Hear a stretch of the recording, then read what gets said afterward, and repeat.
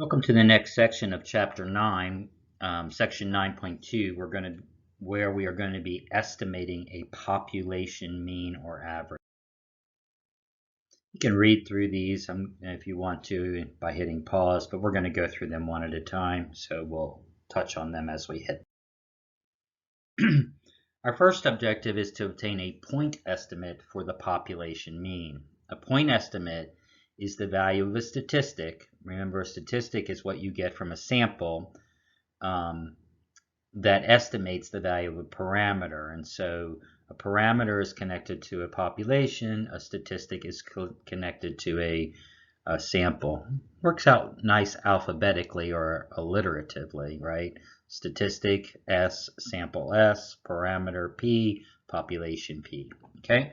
So for example, the sample mean, which we denote as X bar, is a point estimate of the population mean mu. Okay? Computing a point estimate for the population mean. The website fueleconomy.gov allows drivers to report the miles per gallon of their vehicle. The data in Table 2 show the reported miles per gallon of 2014 Toyota Camry automobiles for 16 different owners. Obtain a point estimate of the population mean miles per gallon of a 2014 Camry. So here we're going to find the sample mean, which is simply adding all of these up and dividing by the number of entries there are, right? We're just looking for an actual average. When we do that, we get X bar, which is the sample mean, adding up all of those entries, observations, and then dividing by 16, we get 28.1 miles per gallon. So our point estimate of mu, or the population average, is 28.1 miles per gallon. And so see what we're doing here is we're trying to use a manageable size of data, like a sample, to make some inferences or some judgments about different proportions on the population or the parameters. Okay, so that's all this is using a sample calculation as an estimate for a population parameter. Remember to round statistics to one or more decimal point than the raw data if it's necessary. So here the raw data had 1 decimal point. If our average had more than 1 decimal point, we would round it to 2, 1 more than the data. Okay, and that's just again so we can see where we are in there, specifically between multiple values. Our second objective is to state the properties of student's t-distribution. A student's t-distribution is a type of probability distribution. It's similar to the normal distribution with its bell shape, but a t-distribution has heavier tails, and that just means the ends have a lot more data in it. It has more percentages or observations in the tail than a normal distribution. T-distributions are used for estimating population parameters for small sample sizes, or if we have unknown variances. A student's t-distribution. Suppose a simple random sample of size n is taken from a population that follows a normal distribution. The distribution of t equals x bar minus mu, all divided by the quantity of s over the square root of n, right? So in the numerator we have the sample mean minus the population mean over s, which is the standard deviation of the sample, divided by the square root of the number of members in the sample, or of data points in each sample. And this distribution follows students' t-distribution with n-1 degrees of freedom. Okay, so whatever our sample size, we have 1 less degree of freedom, where x bar is the sample mean and s is the sample standard deviation, as I already just said. Okay, so this is kind of important because we're going to do some calculations similarly that we use z-scores for. We're going to use t-scores for these population parameters. And here we use degrees of freedom. It is used in that table of values that we had that we're going to use. Okay. So let's look at an example. Use statistical software such as Minitab or StatCrunch to obtain 2,000 simple random samples of size n equals 5 from a normal population with mu equals 50 and sigma equals 10. Calculate the sample mean and the sample standard deviation for each sample. Compute the z-score and t-score for each sample as follows. And draw histograms for both z and t, okay, for the z-score and the t-score. If we use Minitab to obtain the 2,000 simple random samples and compute the sample means and sample standard deviations, we then compute z and t for each of the 200 samples, 2,000 samples. And so what we get here for the z-score is x bar minus 50 over 10 over the square root of 5, and t equals x bar minus 50 over s over the square root of 5. So here are the histograms. The diagram on your left is for the z-score, and the diagram on the right is for the t-score. Okay. The histogram for the z-scores is symmetric and bell-shaped with the histogram centered at 0, and virtually all the rectangles lying between -3 and 3. I'm sorry, almost all of the samples are lying between -3 and 3. Okay. In other words, z with n equals 5 follows a pretty much normal standard distribution. The histogram in diagram B is for t with n equals 5. It's also symmetric. It's bell-shaped and centered at 0.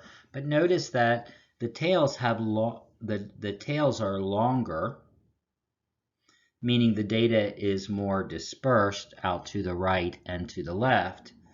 So it's unlikely when you have a longer tail or a thicker tail or a heavier tail, it creates some likelihood or probability that your data is not following a normal distribution. And this additional spread is due to the fact that we divided by s over the square root of n to find t instead of sigma over the square root of n, which we use to find z.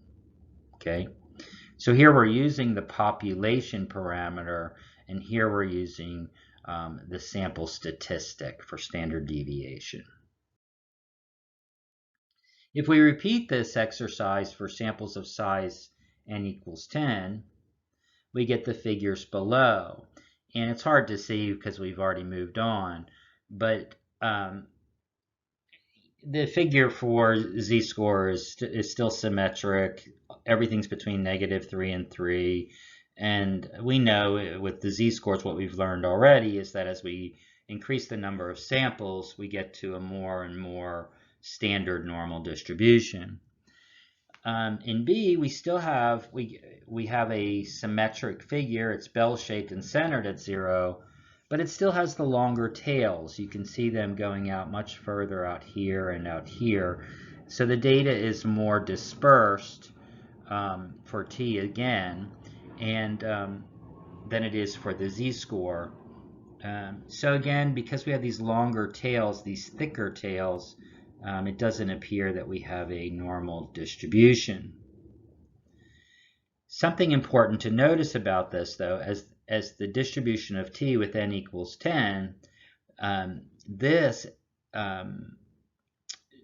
histogram is less dispersed than the last one we saw, than the one we saw on the previous page. So we can conclude that there are different t distributions for different sample sizes.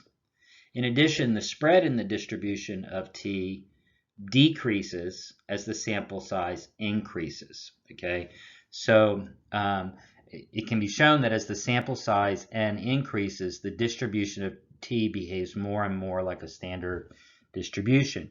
So we're seeing a similar kind of pattern that we saw with z-scores in prior chapters, that as we increase sample sizes, we're getting closer and closer to a normal distribution, which again gives us greater tools to estimate probability. So what are the properties of the t-distribution? The t-distribution is different for different degrees of freedom. We just saw that a minute ago. Remember, the degree of freedom is one less than the sample size. The t-distribution is centered at 0 and it's symmetric about 0. Just like z-scores, the z-distribution, the area under the curve is 1. The area under the curve to the right of 0 equals the area under the curve to the left of 0. Since the whole thing equals 1, then each half is going to equal 1/2. Again, this should feel pretty familiar based upon what we went through with z-scores. As t increases or decreases without bound, the graph approaches but never equals 0. Again, same as z-score or z-distribution. The area in the tails of the t-distribution is a little greater than the area in the tails of the standard normal distribution, because we are using s as an estimate of sigma, thereby introducing further variability into the statistic. As the sample size n increases, the density curve of t gets closer to the standard normal density curve. The result occurs because as the sample size n increases, the value of s gets closer to the values of sigma, and that's by the law of large numbers. We know this. As we get a larger sample, the law, I was about to say the law of averages, which we know is not really a law, the law of large numbers tells us that those proportions are going to be more accurate or closer to the same proportions that we'd have in a population. In this figure, we show the distribution for the sample sizes n equals 5 and n equals 15. So, boy, those are hard to distinguish, aren't they? So here we have the normal curve is this blue one on the outer edge, but notice it's way inside here, and it looks like it goes to 0 pretty quickly.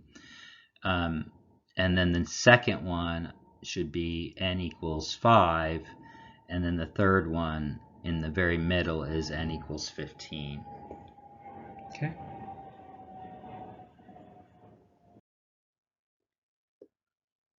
So our third objective is to determine t-values, and this should feel really familiar with or similar right now, and to what we did with z sub alpha, right? The notation t sub alpha is similar to z sub alpha in that the area to the right of t alpha is equal to alpha. So if this is t sub alpha, then the area to the right of it is alpha. Okay. So how do we go about finding those t-values? Finding the t-value such that the area, find the t-value such that the area under the t-distribution to the right of the t-value is 0.10, assuming 15 degrees of freedom. So what we're just saying here is to find t sub alpha with 15 degrees of freedom. The figure shows the graph of the distribution with 15 degrees of freedom. The unknown value of t is labeled and showed under the curve to the right. The area under the curve to the right of t is shaded. Again, this should feel very familiar with what we've been doing with z sub alpha and z-scores, and using those to calculate proportions or probabilities. Here we have table 7, which is very similar to table 5 with the z-scores, and table 7 shows the row. Notice the first column is df, degrees of freedom, so we're going to go down to where it's 15, the degrees of freedom of 15, and then we're going to go to the distribution to the right of t equals 1.341. I'm sorry. And then we're going to go to the column with the alpha value, 0.10. We look for the intersection there, and we get a t-score of 1.341. You can see that value right here at the intersection between 15 degrees of freedom and our alpha value of 0.10. Okay, so the value of t sub 0.10 is 1.341. Okay, 1.341. So the area under the distribution to the right of t equals 1.341 with 15 degrees of freedom is 0.10. The critical value of z with an area to the right of 0.10 is approximately 1.28, which is smaller than the critical value of t with 15 degrees of freedom, as we can see there, 1.28 versus 1.341. And the reason this is that the t distribution spreads out further. So the z distribution, we would expect that to be smaller, that it's more, it's less dispersed, if you will. So our next objective is to construct and interpret a confidence interval for the population mean. So of course, as we've done all along, we have to make sure that that there are certain criteria present of independence. So we need to make sure that the sample data comes from a simple random sample or randomized experiment, that the sample size is small relative to the population size. Remember, the sample is less than or equal to 5% of the population, or 0.05 uppercase n.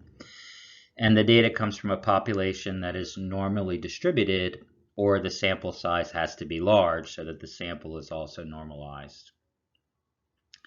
If we have that, then a 1 minus alpha times 100% confidence interval for mu is given by x bar minus t sub alpha over 2 times s over the square root of n, and s being the standard deviation of the sample. And of course, the upper bound will be that same formula, but in a sum, not a difference. And in all of this, t sub alpha over 2 is the critical value, with the degrees of freedom being one less than the number in each of your samples. A t interval, because this confidence interval uses the t distribution, it is often referred to as a t interval. And the margin of error for constructing confidence intervals about a population mean is the error equals t sub alpha over 2 times the sample standard deviation s over the square root of n, which is the number in this sample. Again, this is that plus or minus part of the upper and lower bound. So let's talk about the normality condition. When Gosset, the mathematician, developed the t distribution, he assumed the sample data came from a population that is normally distributed. But when you're doing statistics and you're looking at data, most data and distributions are not exactly normal. So we need to verify that the sample data appears normal enough before using the t distribution to construct confidence intervals for the population mean. To do this, we have two options. The first option, which is considered the better option, is when n is less than 30, you draw a normal probability plot to check the normality condition, and a box plot to check for outliers, which we did early in this course. If the data appears to come from a population that is approximately normal with no outliers, then it's reasonable to use the t distribution to construct a confidence interval to calculate the population mean, or for a population mean, I should say. So the second option, this option relies on robustness of constructing confidence intervals with the t distribution. And we say that an inferential method is robust if it is accurate despite having minor departures from the underlying assumptions, such as the assumption of normality. Okay, and so what we're talking about here is that if we're going to infer from a sample to a population, we're going to say that the statistic in the sample is representative of the parameter in the population. We have to have some kind of robust methodology that ensures that.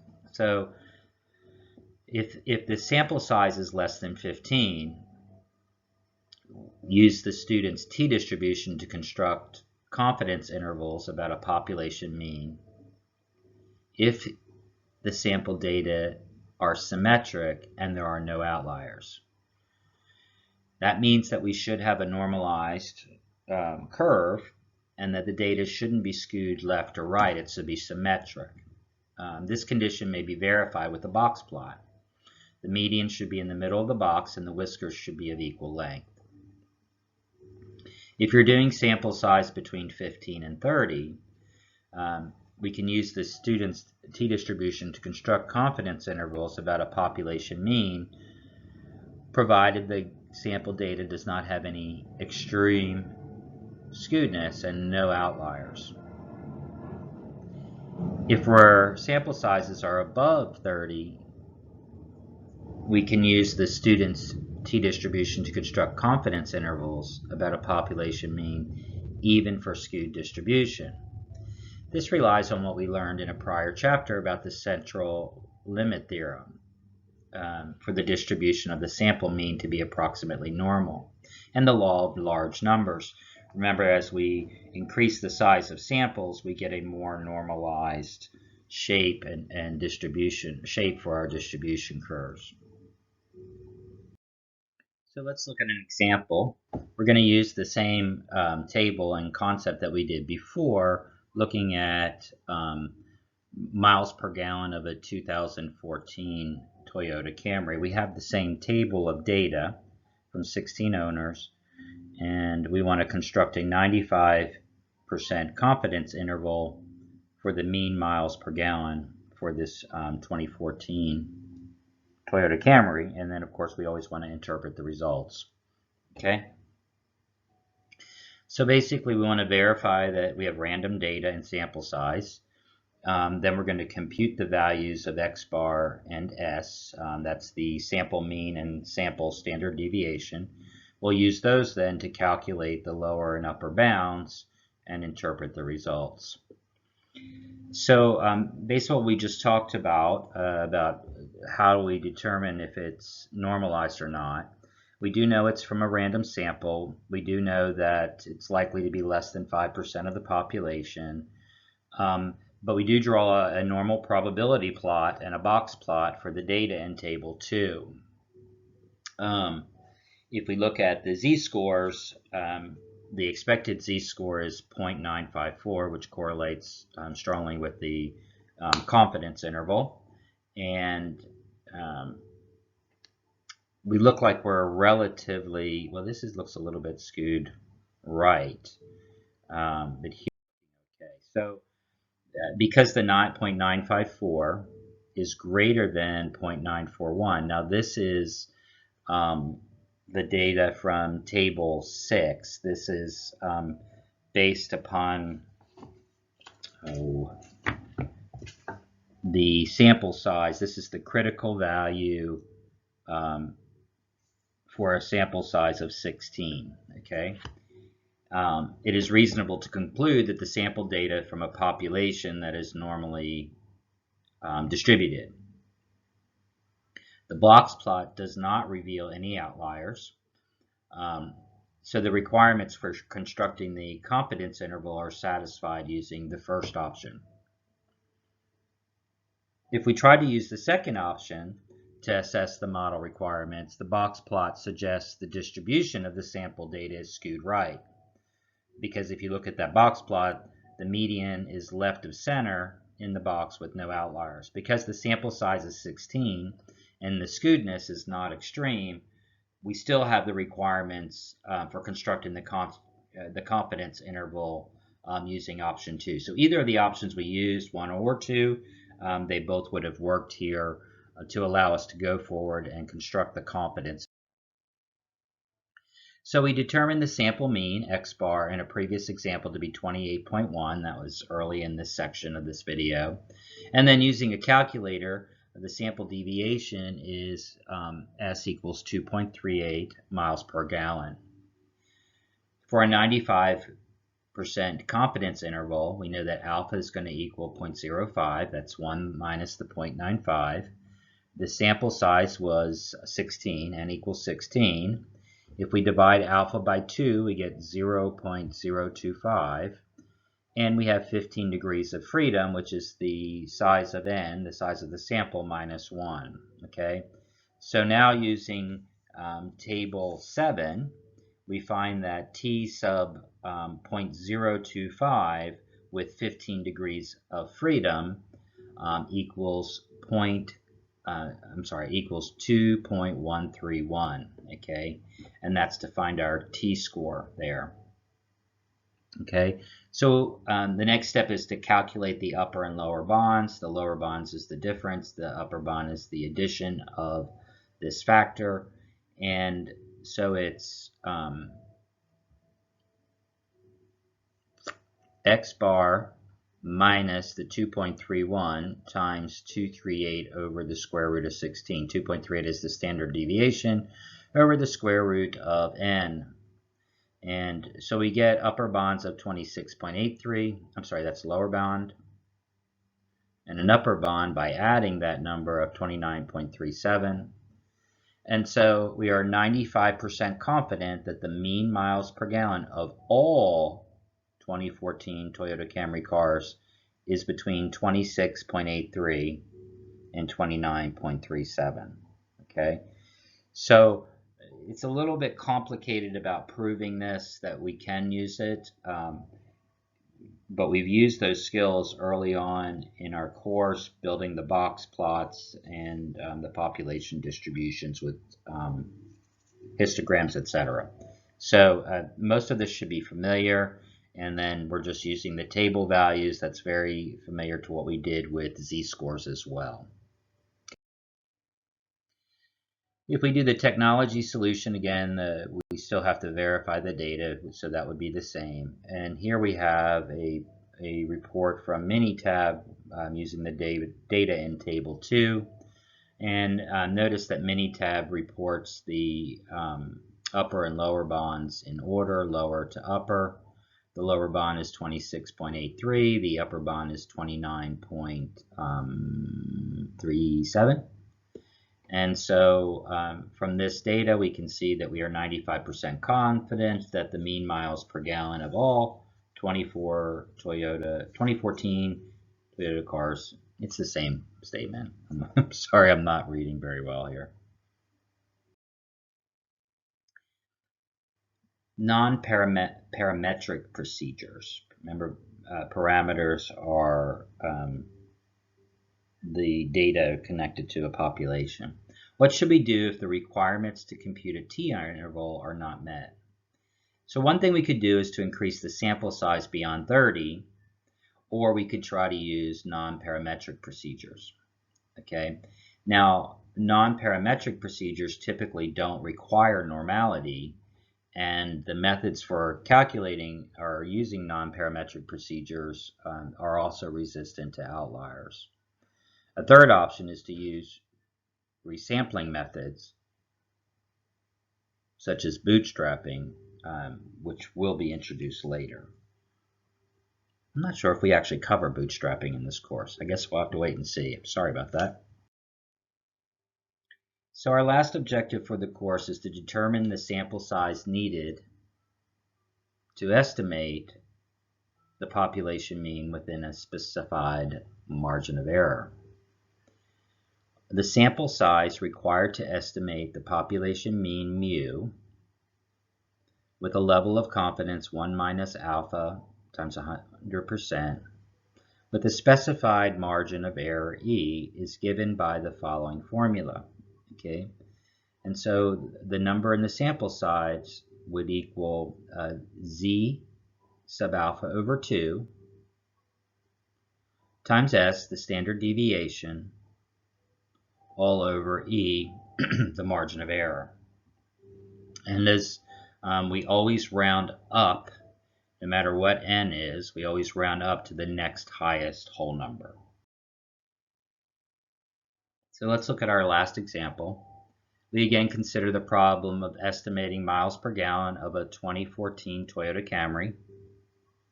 And so now we're just going to say how large a sample is required to estimate the mean miles per gallon within 0.5 miles per gallon with a 95% confidence.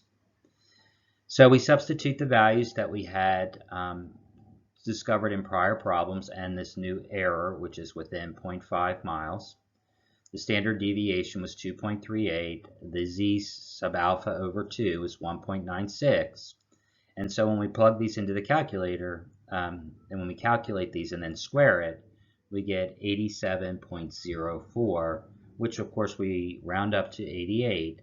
And so a sample size of 88 would result in an interval estimate of the population mean miles per gallon of a 2014 Toyota Camry with a margin of error of 0.5 miles per gallon with 95% confidence. So you can see here, if we go through non-parametric calculation means, we actually have to use a much higher sample there. Okay, but this is a great formula to know. This is a really key statistical piece about how big of a sample size do we need to make accurate inferences.